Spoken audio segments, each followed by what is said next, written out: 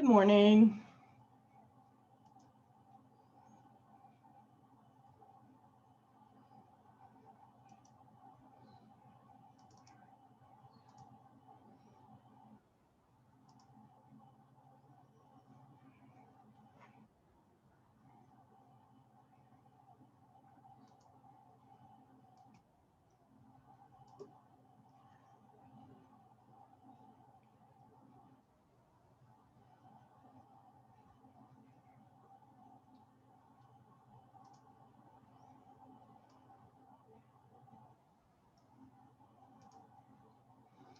Hope everybody had a good weekend.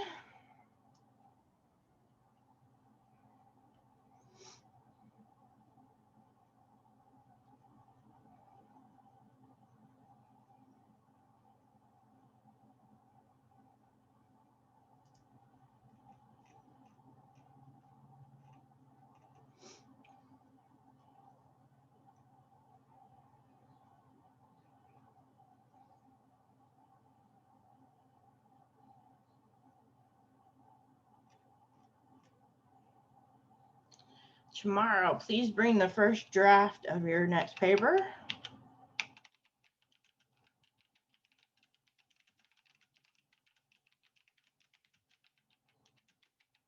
And don't forget to submit it for credit on Brightspace.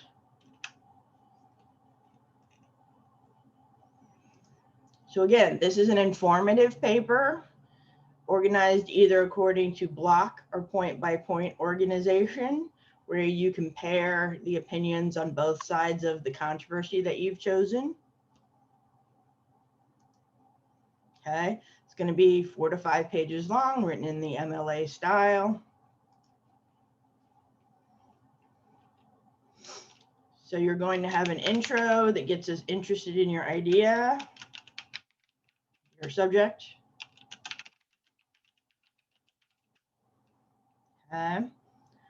Then you'll have your thesis, which basically answers your research question, right? The controversy around free college involves,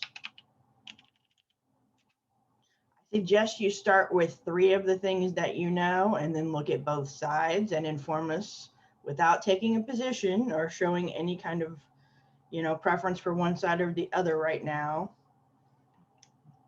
So what are 3 things that are disputed about your topic? Doesn't mean they're the only things. It just means you're focusing your paper because you don't have time to write a book on your topic, right?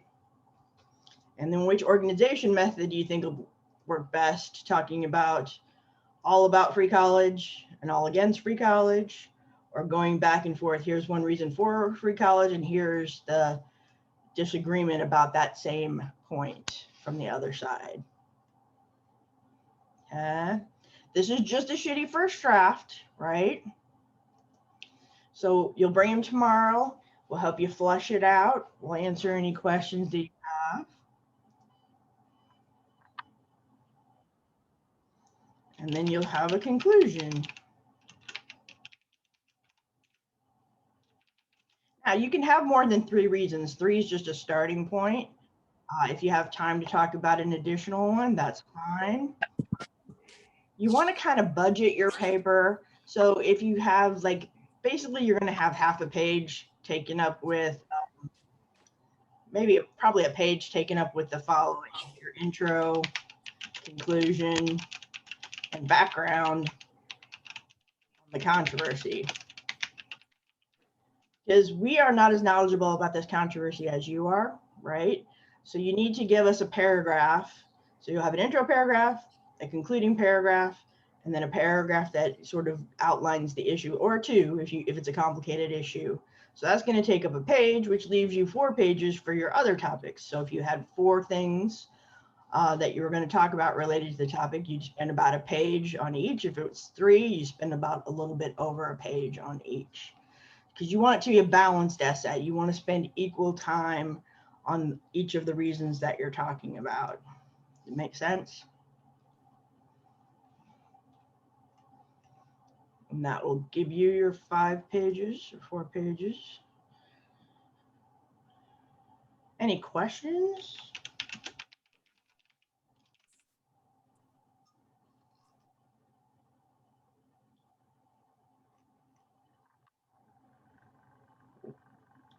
That's due tomorrow by midnight.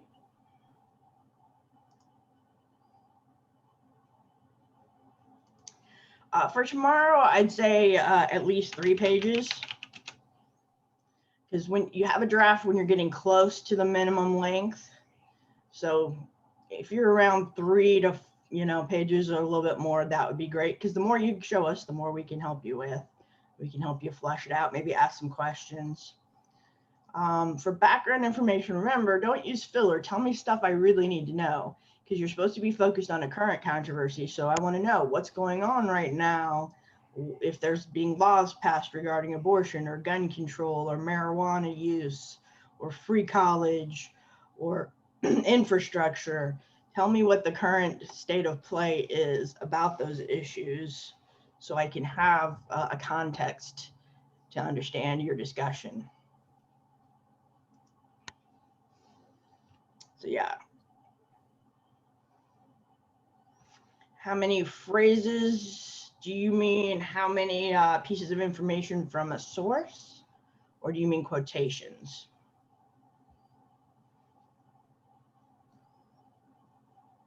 I mean, each paragraph, like how many phrases in each paragraph? Like, for example, the introduction of paragraph, it is one phrase, and then I already go to the conclusion of paragraph. What do you recommend? Okay, there isn't like a set sentence length for paragraphs. But like I was saying, if you have 3 things that you're going to discuss, like, so your intro paragraph is probably going to be shorter than several paragraphs that may talk about one of the reasons. So let's say we take that free college and say that taxpayers shouldn't have to, pay for people to go to college.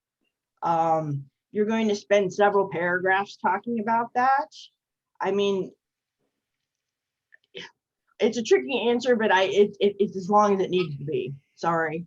And so, yeah, you have like a topic sentence for your paragraph, right?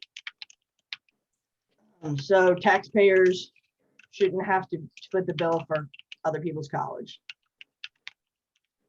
Or in this case, you're going to put this signal phrase, right? Opponents believe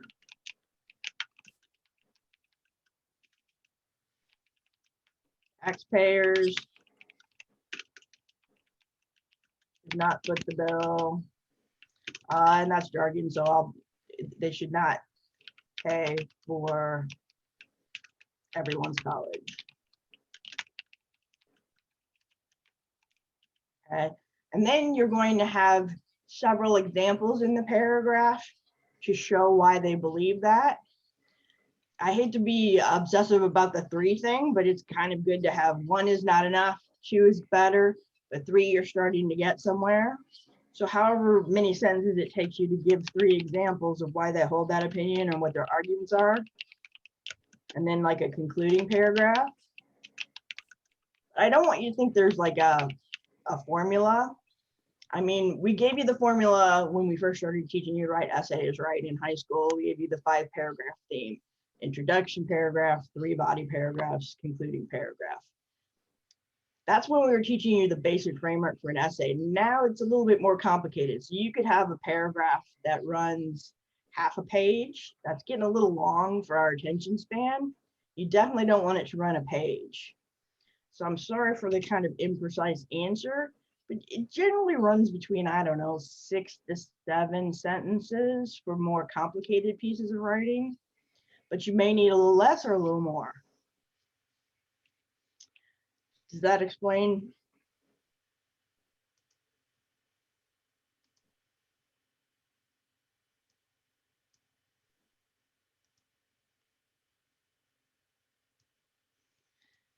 But this is how you build your paragraphs. And some of the examples are going to be source material that you explain. So we've been working on paraphrasing because essentially, if you remember, I said about half of the essay is going to be from outside sources. And half of it is going to be you explaining those outside or sources or introducing your topic, concluding your topic, or giving us background information. So it's like a 50-50 thing. But those sources are not going to be all quoted materials. So no, like half the paper cannot be quoted. How much of your paper is supposed to be directly quoted?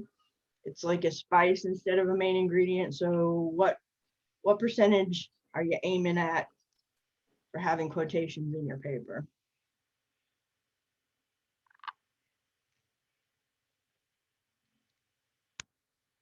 Anybody remember what we talked about last week?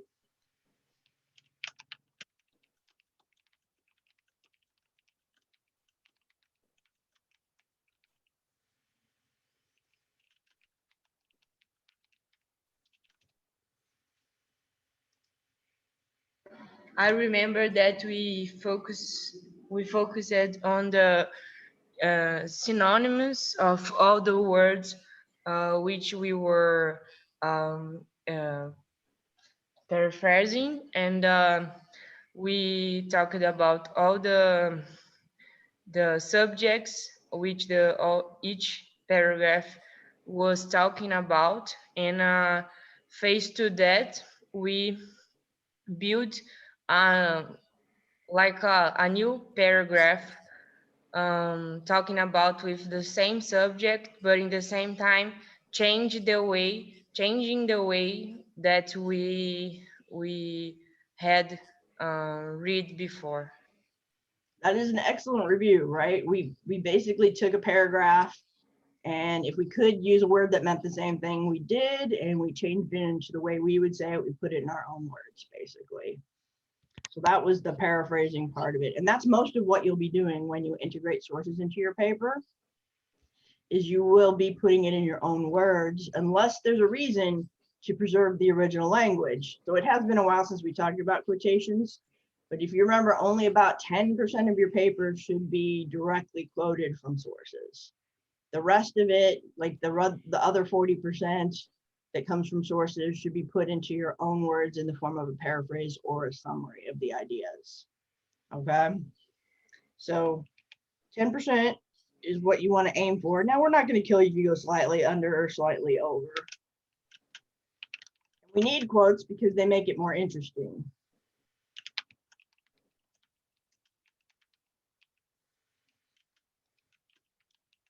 We need the spice, right? So the other, like roughly 40%, like I said, mostly paraphrase, perhaps some summary. But let's talk about now how to put the quotation in. We talked about signal phrases already, right? So even whether you're taking it and paraphrasing it or quoting it or summarizing it, you still need a signal phrase, okay? So the signal phrase basically integrates or introduces where it came from, okay? And then it gives us the quote, okay? And then we have the documentation. So the signal phrase is your words signaling to the reader that you're about to introduce something that came from somewhere else, okay? It can be a long or a short quotation, okay? We haven't talked about how to format quotations yet. We're going to do that some more this week. Because long block quotations, you usually have a colon and then you introduce the quotation. We'll look at some examples of that. But you basically have these three parts, okay? Ron Sindhu describes one of the immediate effects of drinking a can of Coke. So you introduce who the author of the quote is. All this is your words, right? Now, the other thing I would add here that they don't have here is, who is this guy? Is he a journalist? Is he a scientist? Is he a dietitian? Probably they've already mentioned him in the writing, so it's not necessary to say it again. If you continue with multiple sentences from the same source, after you've introduced them the first time, you can refer to them by their last name. First name is too informal. We've talked about upping your level of formality for academic writing, right? So he describes the effects of drinking a can of Coke, and because this is sort of a sentence that stands by itself, and it's not sort of, it doesn't flow into it. It's more like you can have a break here. He's got a colon introducing the quote. Because you just swallowed your entirely daily intake of sugar, your liver goes into overdrive and turns sugar into fat. Okay. And then you have the citation, if there's a page number, if you're looking at one of those PDFs. Okay. And where's the period go? Right here. There is no additional period here. It's on the outside of the closing parentheses. Okay.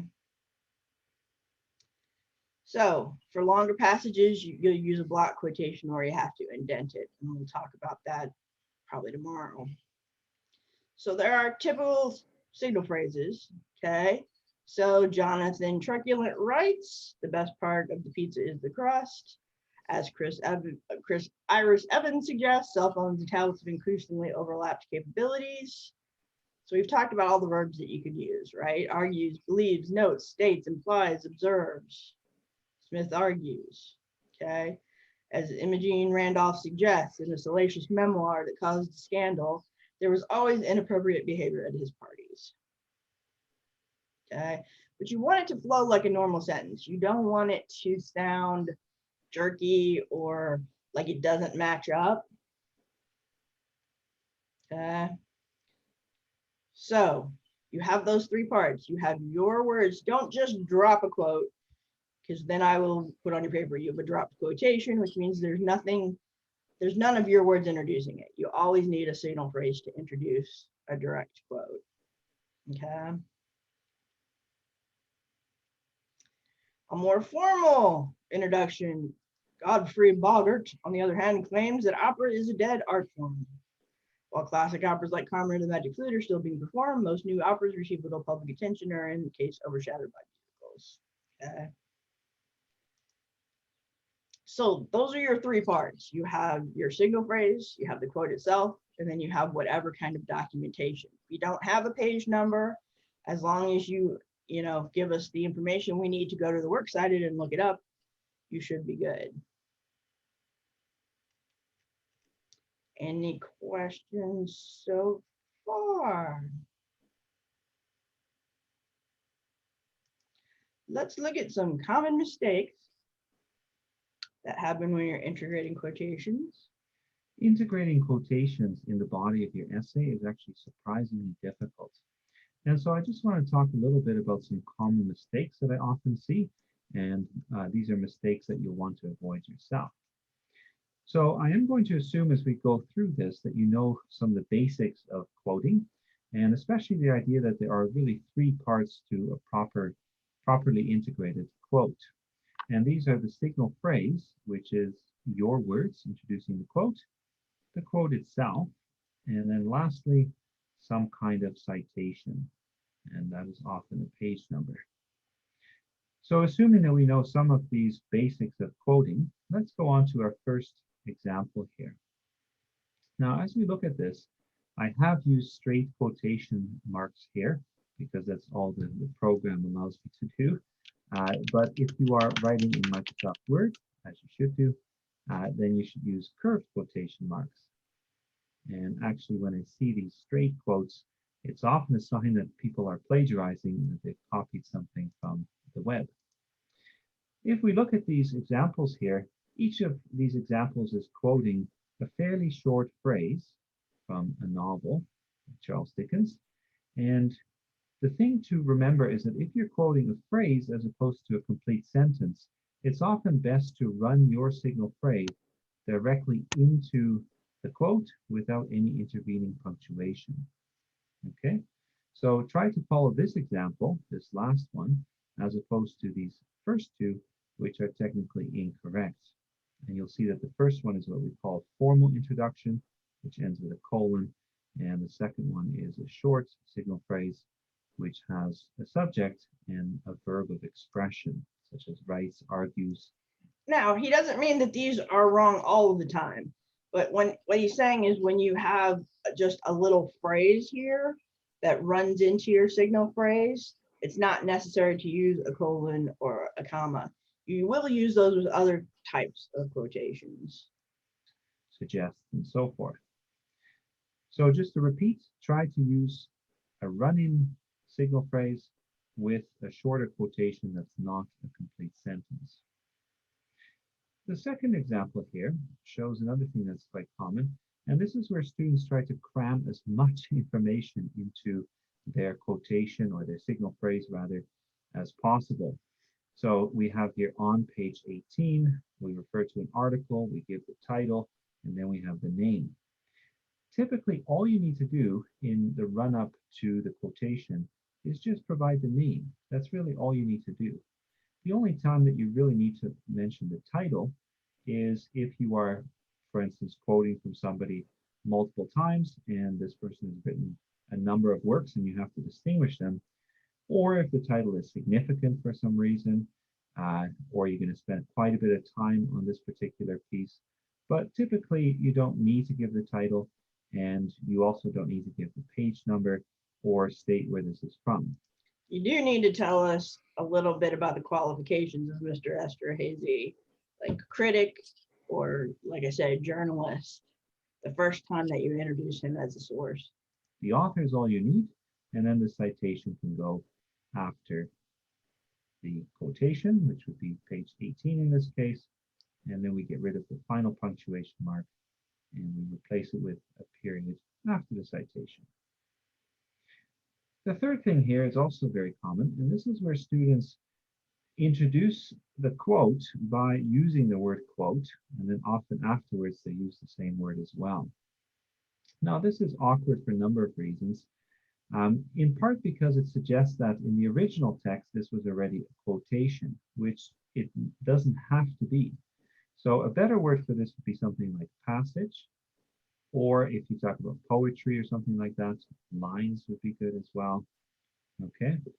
Or you can just totally rephrase and say something about the quotes that gives us a sense of what is going on. The only time I would use quote is in the phrase to quote, and then give the critic's name or the author's name, to quote X, and then give the quotation. To quote Shakespeare. But even that is fairly casual, and it's probably less common in academic writing. All right, number 4 here. Number 4 has to do with flattery.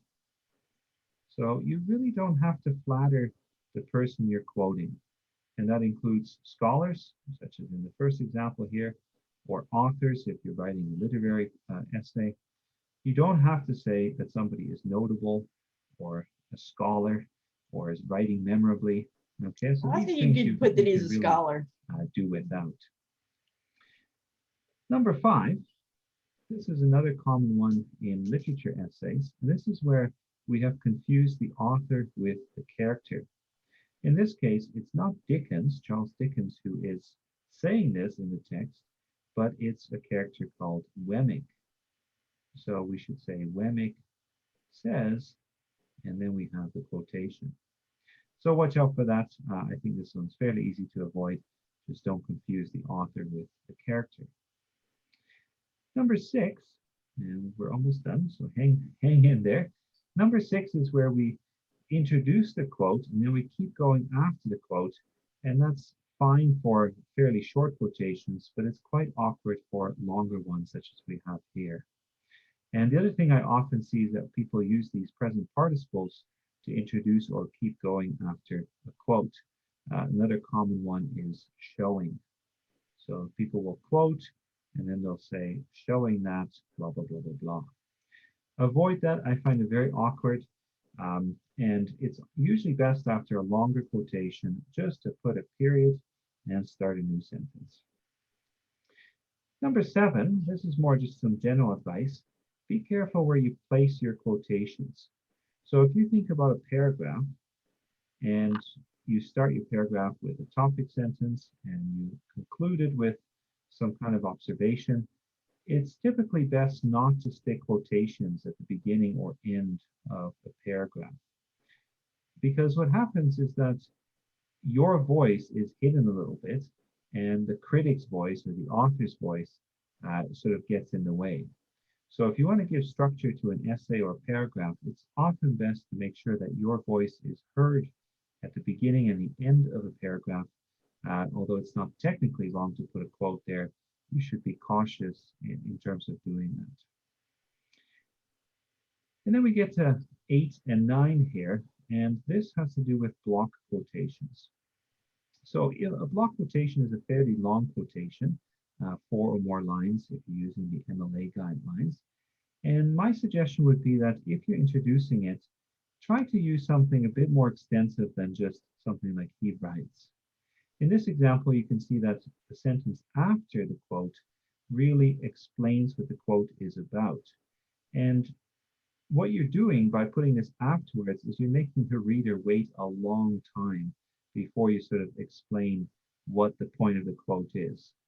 So my suggestion would be make sure that you put as much information before the quote as you can so that you can really help the reader understand what's coming up. And that just makes reading a lot easier. Now, he doesn't mean necessarily the analysis, but he means, like, for example, his comment about this is that Dickens is stressing that tears have a redemptive power. So you could say Dickens writes about the power of redemption, colon, and then you have that, and then you say, you know, in this case, he's using tears as an example of the power, the redemptive power that washes away all foolishness and pride. All right. So those are some little things you might want to avoid, or you should avoid. Let's also talk about, once you introduce the quote, you have to explain what it means. You don't just want to drop it in there and act like it explains itself, okay? Because we might look at that quote differently. If you've been told you're doing an essay and you need to use sources, you're probably wondering how to integrate them into your paper. You go into your paragraph and you're not sure where. Maybe you don't even know how to do a paragraph, but if you need to use a quote, a good way to do that is to use a quote sandwich. So, quote sandwich. There are 3 parts to a quote sandwich. That's why it's a sandwich. The first piece of bread is the introduction. This is where you let the reader know you're about to use a quote, so you introduce it. The second part is the meat of the sandwich, which is the quote itself. And the third part is your analysis. If you're looking at this sandwich, you can see the analysis part, that third piece of bread is the thickest. So you see, this is what I'm going to be looking for in your papers. I'm going to be looking that you introduce it, that you have the quote formatted correctly, and then that you explain how it connects to your topic. Because you're putting the most work into that part of the sandwich. This is where you make your analysis of the quote so that the speaker that you're quoting isn't speaking for you, but rather you're speaking for them. So this structure is going to help you integrate your sources and also take control of them. Here's an example. I'm going to use the same quote twice. First, positive, and then second, negative. I'll annotate the parts and read it aloud. Financial aid is a complete racket. As Senator Janet Reno said in a recent federal debate, that's the introduction. If bankers can borrow money for 0.5%, why are we charging students 3.5% or more? There's the quote itself. Her question is a good one, but the answer is pretty clear. Bankers are the ones loaning money to us. They're in the business of profit. And clearly student loans are pure profit to the loaner because they always get paid back. If not by the student, they were paid by the government who takes the money from the tax. So we have all those parts. As Senator Janet Reno said, Senator, we know who she is in a recent federal debate. Then they have the quote, and then the reaction and how it fits into the debate. Okay, and that's how you build up your paper, by showing valuable information from your sources that support and help explain what you want to say. Any questions so far?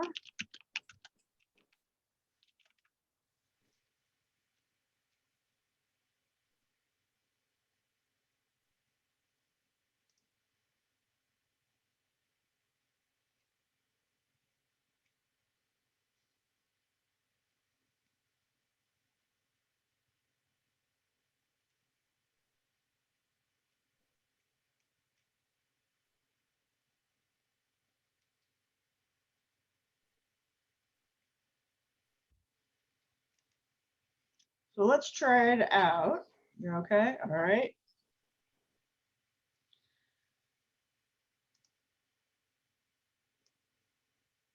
So we have the original source. if you look at the example, because cable news success often seems to rest as much on the presentation of the programs as the journalism itself, executives are looking for different production twists to enhance their war and pre-war coverage. Okay, then we have the citation information, right? Now, how do we integrate that into the paper? Here's the new sentence with the signal phrase. Because cable news success often seems to rest as much on presentation of the programs as journalism itself, Jim Rutenberg, author of the New York Times article, War or No, News on Cable Already Provides the Drama, okay, argues, so all of that is the signal phrase, that executives are looking for different production twists to enhance their war. And you see how it all flows smoothly like a sentence, okay? So we've got the introduction, we've got the quote itself, and then we have the citation. Okay, we already know it's from this. This is the author. We've already mentioned him up here. So we've got that piece of information. We could go to the works cited and look up Rutenberg alphabetically. Then we need any page number. Okay. So let's try this one out together.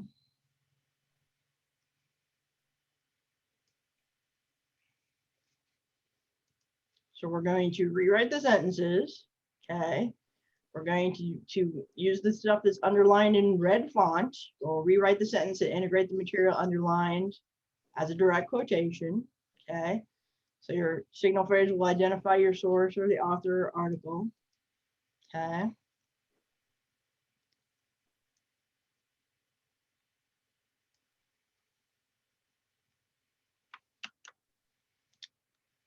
So let's try this out.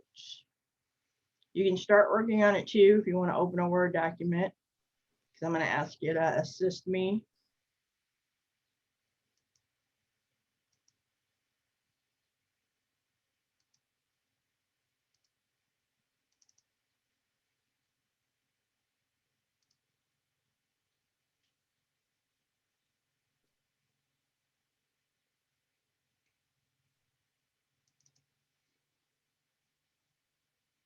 So here's our old paraphrase practice. I'm going to start the quotation and signal phrase practice right underneath it. Let me share this with you guys. Sorry.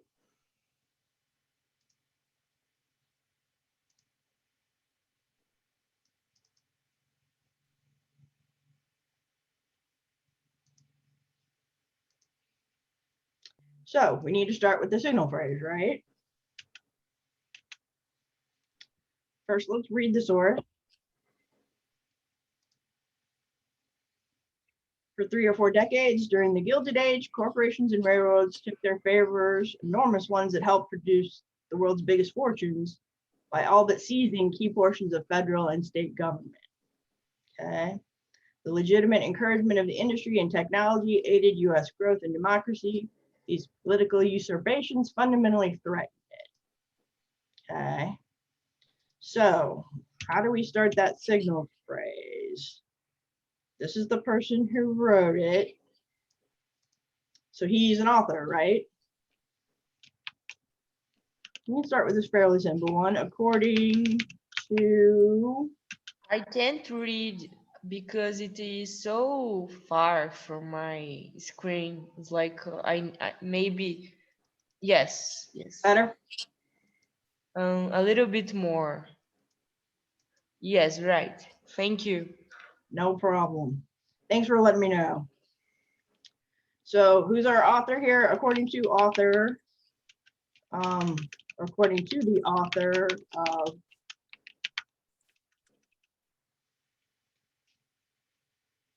big titles go in italics. So titles of books.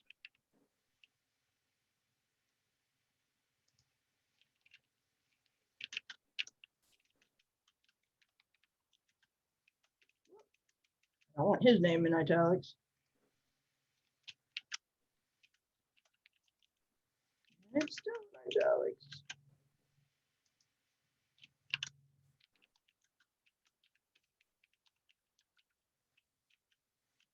So we've got our signal phrase, right? He's an author. He wrote this book that is relevant to the discussion. Okay.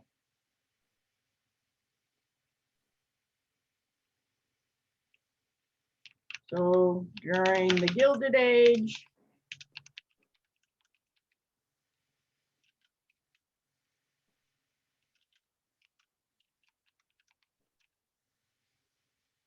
just gonna copy and paste this part.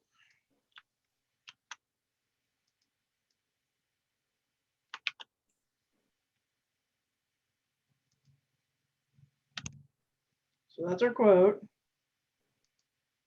Gotta put the quotation marks around it, right?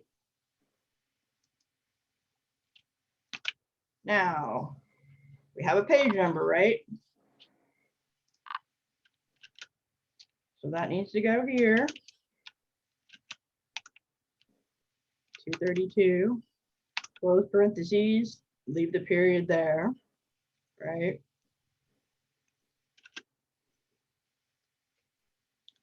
So this is a very simple integration of it.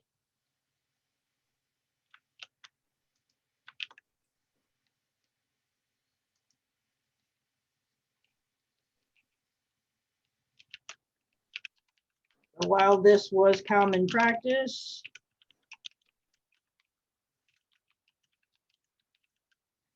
legitimate encouragement of industry and technology aided US growth and democracy.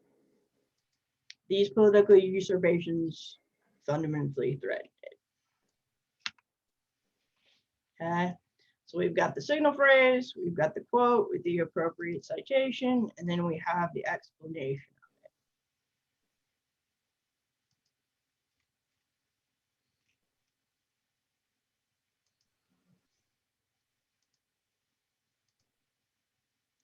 So for number 2, please type in the chat a signal phrase for number 2.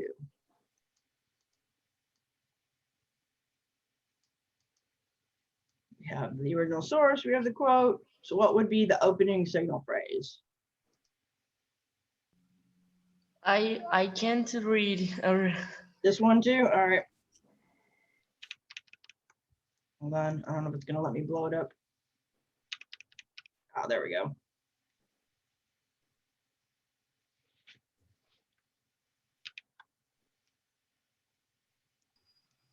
What could we do for a signal phrase?